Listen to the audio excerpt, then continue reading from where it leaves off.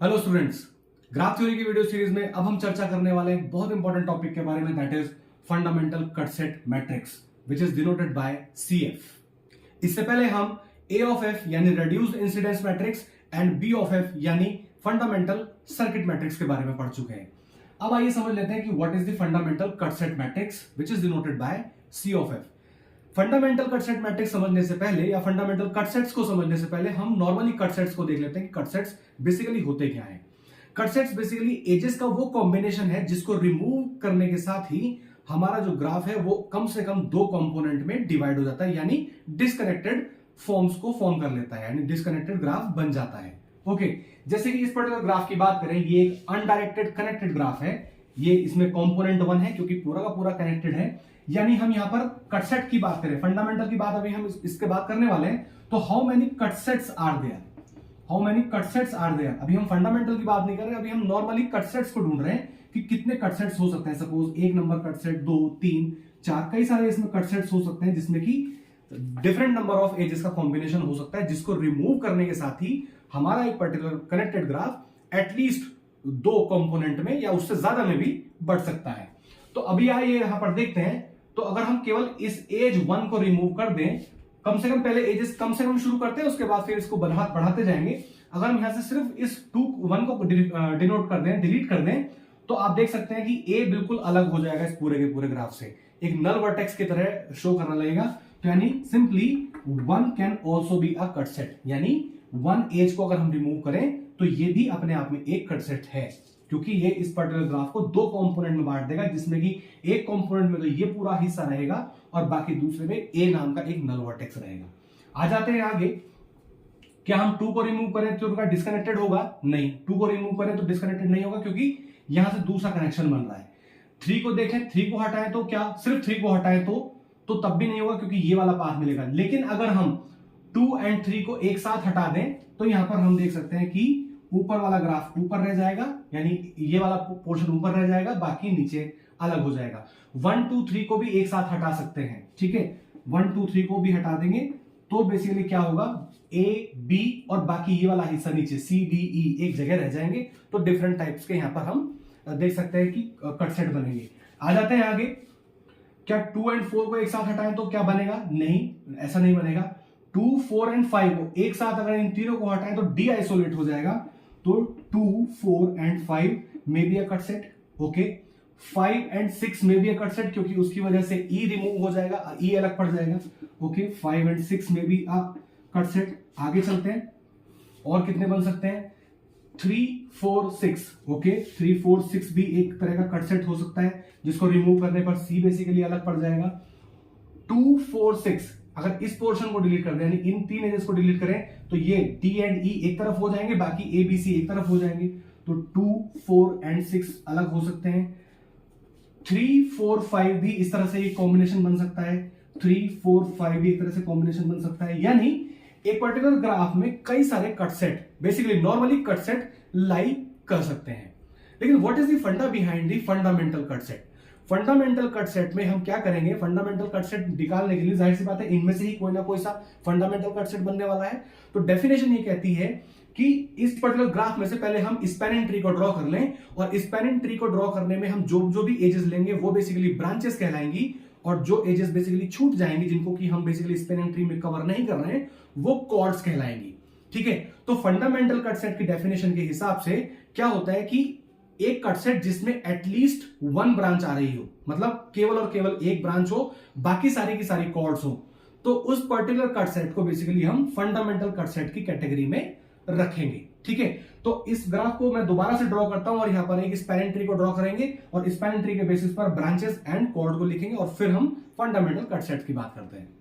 हमने इस ग्राफ को यहां पर रीड्रॉ कर लिया है, दोबारा से सही से बना लिया है। अब इसमें एक स्पैनिंग ट्री को ड्रॉ कर लेते हैं। स्पैनिंग ट्री आप अपनी मर्जी से कोई से बना सकते हैं, यानी हर एक स्टूडेंट का, यानी अलग अलग लोगों का स्पैनिंग ट्री अलग होगा, तो उनकी ब्रांचेस भी अलग होंगी और कॉर्ड्स अलग अलग होंगी। उसके बेसिस पर यहां पर फंडामेंटल कट सेट्स अलग अलग होने वाले हैं। ठीक है, तो इसका हमें बड़ा ध्यान रखना है कि जो भी स्पैनिंग ट्री लेंगे उसी के बेसिस पर branches and chords and further fundamental cut sets को लिया जाएगा। तो बिना देर किए हुए यहां पर हम स्पैनिंग ट्री को ड्रॉ कर लेते हैं। एक सपोज स्पैनिंग ट्री में हमने ये वाली एज ले ली है, एक ये ले ली, एक इस तरह से आ गया नीचे और देन दिस वन ओनली। ठीक है, स्पैनिंग ट्री डेफिनेशन वाइज आप समझते हैं कि स्पैनिंग ट्री में सारे के सारे वर्टिसेस कवर होने चाहिए और किसी भी तरह का कोई भी सर्कल नहीं बनना चाहिए और एक एज एक ही बार कवर होगी, वर्टेक्स को भी आप रिपीट नहीं करेंगे। ठीक है, तो इसके बेसिस पर हम यहां पर लिख सकते हैं कि स्पैनिंग ट्री में हमने जो जो भी एजेस ली हैं वो बेसिकली ब्रांचेस कहलाएंगी, तो और जो छूट गई हैं उनको हम कॉर्ड्स बोलेंगे। ठीक है, तो ब्रांचेस कौन कौन सी हो गई, 1, 3, 6 एंड 5। तो 1, 3, 5 and 6 are the branches and rest यानी 2, 4 आर दी कॉर्ड्स ओनली। ठीक है, केवल यहां पर दो एजेस जो बची हैं वो बेसिकली कॉर्ड्स में आ गई हैं। ठीक है, अब देखते हैं डेफिनेशन वाइज। डेफिनेशन कहती है कि इसमें केवल एक ही ब्रांच आनी चाहिए, यानी इन कट सेट्स में इनमें से केवल एक ही ब्रांच आए। कॉर्ड्स एक से ज्यादा हो सकती हैं, अगर ऐसा कोई कट सेट है तो वो बेसिकली फंडामेंटल कट सेट कहलाएगा। ठीक है, तो या तो आप पहले सारे के सारे कट सेट्स को बना लीजिए और इस डेफिनेशन को फॉलो करते हुए उसमें से चुनना शुरू कर दीजिए, या डेफिनेशन को ध्यान में रखते हुए इसी ग्राफ को देखते हुए हम यहां से बनाने की कोशिश भी कर सकते हैं। तो जैसे भी हम करने की कोशिश करें, आइए इसको देख लेते हैं कि पहला फंडामेंटल कट सेट क्या होगा। Fundamental cut set number 1। Okay, fundamental cut set number 1 जो कि हम इस तरह से लिखेंगे, एक ब्रांच रखनी है, बाकी एक से ज्यादा कॉर्ड हो सकती हैं। ठीक है, एक ब्रांच रखनी है, तो अगर देखिए मैं अगर 1, 2 एंड 3 को रखता हूं, 1, 2 एंड 3, तो आप ध्यान दीजिए यहां पर दो ब्रांचेस कवर हो रही हैं।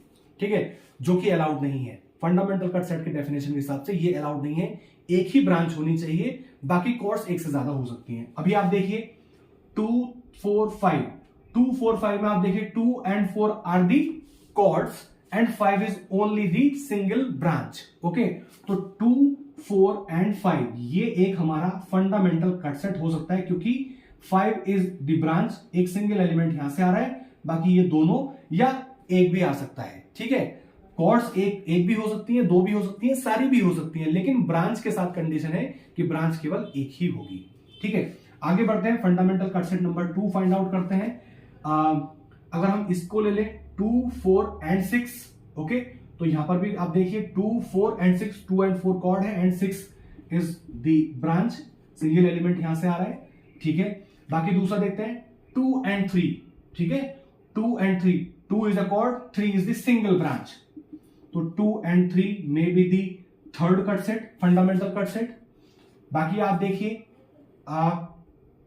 1, 2, 4, 1, 2, 4 को अगर आप लेंगे 1, 2, 4, तो आप देखिए कि ये वाला पर्टिकुलर वर्टेक्स अलग हो जाएगा, है ना। या सिंपल अगर आप इस ब्रांच को भी लेंगे 1, 2 या केवल 1, 2 को भी लेंगे, 1, 2 से भी डिस्कनेक्ट करेंगे, तब भी ये वाला बेसिकली वर्टेक्स हमारा अलग हो जाने वाला है। तो 1, 2 भी हमारा एक बन सकता है एंड 1, 2, 4 नहीं बनेगा, क्योंकि 1, 2 बेसिकली इसका एक सबसेट है। ओके, 1, 2 इसका एक सबसेट है। अगर ऐसा कोई सबसेट यहां पर लीस्ट डिस्कनेक्टेड ग्राफ को फॉर्म कर रहा है, तो ये हमारा फंडामेंटल कट सेट की कैटेगरी में नहीं आएगा। हालांकि ये उस डेफिनेशन को पूरी तरह से सेटिस्फाई करता है कि एक से ज्यादा कॉर्ड्स हो सकती हैं, लेकिन सिंगल ही ब्रांच होगी। ठीक है, आप देख सकते हैं यहां पर दो कॉर्ड्स हैं और सिंगल ब्रांच है, लेकिन क्योंकि इसका एक subset already fundamental cut set है, तो इसको आप फंडामेंटल कट सेट की कैटेगरी में नहीं रखेंगे। ये ध्यान रखने वाली बात है। ठीक है, और देख लेते हैं इसमें क्या और कोई बन पा रहा है क्या। 3, 4, 6 नहीं, 3, 4, 5 नहीं, 1, 2, 4, 6 नहीं। इसका मतलब ये बेसिकली 4 फंडामेंटल कट सेट हमारे पास इस पर्टिकुलर ग्राफ के आ गए हैं। ठीक है, अब इन्हीं फंडामेंटल कट सेट्स को ध्यान में रखते हुए हम यहां पर इसकी कट सेट मैट्रिक्स को बनाएंगे, जिसको कि हम CF से डिनोट करने वाले हैं। तो आइए बिना देर किए इन पर्टिकुलर फंडामेंटल कट सेट्स को मैं यहां पर लिख लेता हूं, ताकि यहां पर हम मैट्रिक्स को इजीली ड्रॉ कर सकें। फंडामेंटल कट सेट मैट्रिक्स को बनाने के लिए हमने यहां पर सारे के सारे फंडामेंटल कट सेट्स को उतार लिया है। ब्रांचेस एंड कॉर्ड्स आपको यहां पर पहले से ही दिख रही हैं, and then there is a graph. Okay, तो फंडामेंटल कट सेट्स कितने बन रहे हैं यहां पर 1, 2, 3, 4, तो there will be 4 rows and number of the edges will be there. Okay, तो किस तरह से बनाएंगे इसको, CF इक्वल्स टू, इस तरह से करके हमने यहां पर ड्रॉ किया, एंड देन 1, 2, 3, 4, 5 एंड 6, ये हमने यहां पर एजेस को ड्रॉ कर लिया है। ठीक है, अब पहले कट सेट में देखिए आप कौन कौन सी एजेस बेसिकली यहां पर आ रही हैं, तो उनके सामने हम यहां पर 1 रखेंगे। तो इट्स पहले कट सेट की बात करें तो पहला कट सेट कैसे बन रहा है, there is an edge 1 and 2, तो 1 and 2, rest will be zeros. Next is 2 and 3, 2 and 3, rest will be zeros. 4 5 2 4 5 2 4 5 बाकी वैल्यूज को हम जीरो रखेंगे एंड 2 4 6 2 4 एंड 6 बाकी सारी वैल्यूज यहां पर जीरो हो गई। ठीक है, क्योंकि चार ही फंडामेंटल कट सेट्स आ रहे हैं यहां पर, तो इसलिए हम यहां पर इस तरह से करके इसकी मैट्रिक्स को बनाने वाले हैं। इसमें थोड़ा सा काम हमें एक्स्ट्रा करना रहेगा। क्या करना रहेगा, इस मैट्रिक्स को बेसिकली हम कॉर्ड्स एंड ब्रांचेस के फॉर्म में रखेंगे। मतलब क्या हुआ कहने का, मतलब ये हुआ कहने का कि नंबर ऑफ कॉर्ड्स जितनी भी हैं वो सब शुरू में लिखी जाएंगी और ब्रांचेस जो है वो हम बाद में लिख देंगे एज पर दिस अरेंजमेंट। ठीक है, कैसे करने वाले हैं इसको, हम इसको इस तरह से कर देंगे कि नंबर ऑफ कॉर्ड्स यहां पर शुरू में रखेंगे। नंबर ऑफ कॉर्ड्स क्या थी, 2 and 4, तो 2 and 4 हमने यहां पर शुरू में रखा और बाकी जो भी ब्रांचेस थे 1 3 5 and 6 उसको हमने 1 3 5 and 6 यहां पर रीअरेंज लिखा। एक तरह से हम यहां पर कॉलम्स को रीअरेंज कर रहे हैं, किसी भी तरह से वैल्यूज को चेंज नहीं कर रहे हैं, ये ध्यान रखने वाली बात है। हम यहां पर कॉलम्स को बेसिकली रीअरेंज कर रहे हैं। तो 1 नंबर की वैल्यू यहां पर आ जाएगी, ये वाला कॉलम एज इट इज यहां पर लिखा जाएगा। तो 1 0 0 0, तो 1 0 0 0, 2 will be 1 1 1 1 1 1 1 1, 4 is 0 0 1 1 0 0 1 1, 3 is 0 1 0 0 0 1 0 0, and 5 and 6 as it is 0 0 1 0 0 0 1 0 and 0 0 0 1 0 0 0 1। ठीक है, इस तरह से करके आप इसके बीच में एक मार्जिन बना लीजिए, यानी ये जो है बेसिकली ये दोनों एजेस जो है वो हमारे कॉर्ड्स को रिप्रेजेंट कर रही हैं, कॉर्ड्स को रिप्रेजेंट कर रही हैं और ये हमारे ब्रांचेस को रिप्रेजेंट कर रही हैं। ठीक है, ये हमारी ब्रांचेस को रिप्रेजेंट कर रही हैं। तो इस पर्टिकुलर ग्राफ के फॉर्मेशन को एज एन इक्वेशन कुछ इस तरह से भी डिनोट किया जा सकता है कि C of F will be equals to chords of cut set matrix and an identity matrix of branches। अब आप यहां पर देखिए ये एक आइडेंटिटी मैट्रिक्स है। ठीक है, इस पर्टिकुलर कट सेट ने एक जो भी हमने ब्रांचेस ली हैं उनकी एक आइडेंटिटी मैट्रिक्स को फाइंड आउट किया है और उस आइडेंटिटी मैट्रिक्स में कितने नंबर ऑफ एलिमेंट्स हैं, 4। ठीक है, 1 2 3 4, जो कि एग्जैक्टली नंबर ऑफ वर्टिसेस से एक कम है। कहने का मतलब क्या हुआ कि हम इसको लिख सकते हैं कि that is an identity matrix which is actually n-1 identity matrix where is n is the number of vertices in this particular graph.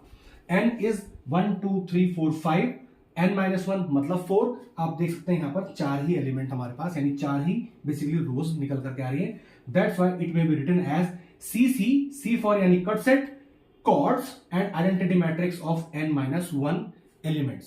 So this is the basically an equation which can be formed from this particular given matrix, या basically जो भी matrix हमने बनाई है उसके basis पर ये CF निकाली जा सकती है। अगली वीडियोस में अब हम देखने वाले हैं कि क्या रिलेशन है A of F, B of F and this C of F में, जो कि बहुत ज्यादा इंपॉर्टेंट होने वाला है। मिलते हैं नेक्स्ट वीडियो में। Thank you so much.